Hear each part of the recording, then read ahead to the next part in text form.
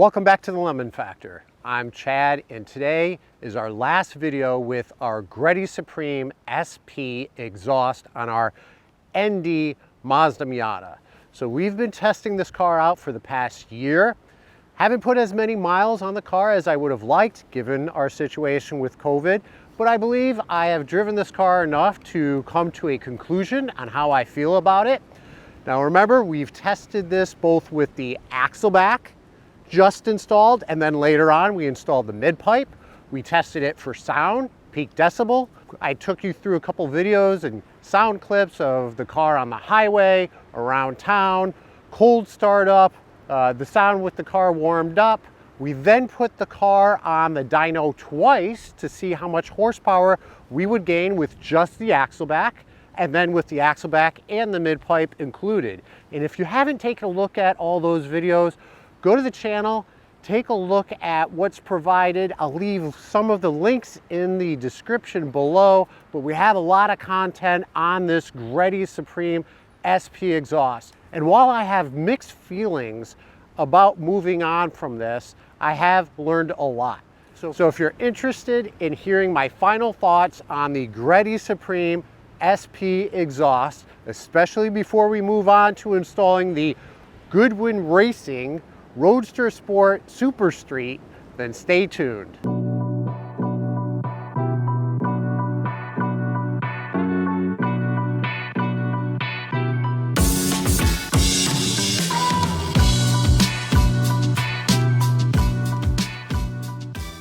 Before I continue, please don't forget to subscribe, turn on notifications, and like and share.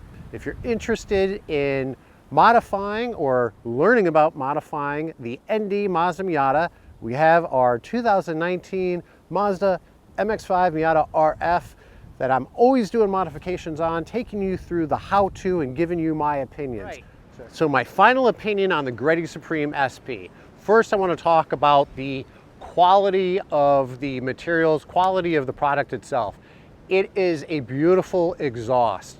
Not just with the shiny stainless steel, but the welds are perfect. The fit and finish, especially as you're putting in the various sections of the mid-pipe and matching that up with the hanger where the O2 sensor connects, and then ultimately to the axle back, all matches up perfectly. A little complaint about the nuts and bolts provided. They're of varying lengths, and I don't think that really had to be the case. Now, of course, that's definitely a nitpick. Didn't run into any installation issues. Highly recommend it from that regard. Now, what I like most about the Greddy Supreme SP is the axle back section. It has a nice, deep tone to it. So decibel-wise, it isn't very loud, but when you start it up, it really has that V8 sound to it, where it's a really deep rumble. You'd never know that it was a 2-liter 4-cylinder engine that exhaust sound is coming from. So it was always fun for me to take the car out. Now, on the flip side, when I installed the mid-pipe, it didn't add a lot of additional peak decibels. So when people say, oh, the mid-pipe definitely makes it louder, I think what they're referring to is not necessarily loud as in decibels. I think the tone changes. And with the Greddy mid-pipe, the tone definitely did change. It was very droney. And although it added horsepower, and again, if you haven't taken a look at that video, take a look. Leave a link in the description below.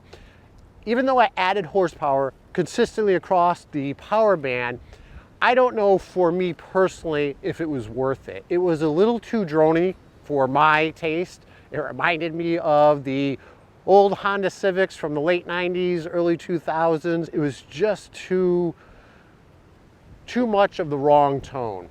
And it prevented me from driving the car as much as I would like. So it wasn't as fun and as hard as I would like to drive it, meaning I found that I was shifting a lot earlier than I would have otherwise if I just had the axle back installed, because I just didn't like the noise. It wasn't the right noise. Or I was shifting, or I was driving differently and shifting differently to avoid the drone in the various gears. And then on the highway itself, there was definitely, although this is a noisy car, with the wind noise, the drone from the exhaust didn't help matters. So on a longer trip, it would become very, very tiresome. So while I'm going to miss the Greddy exhaust, while it's a great product, I will definitely miss the axle back.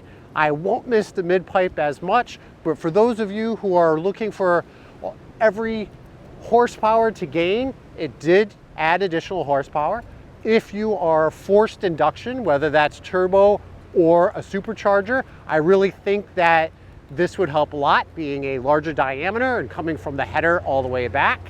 And with the forced induction, you'll probably have a little less drone. So what's the next step now that we've tested the Greddy Supreme SP?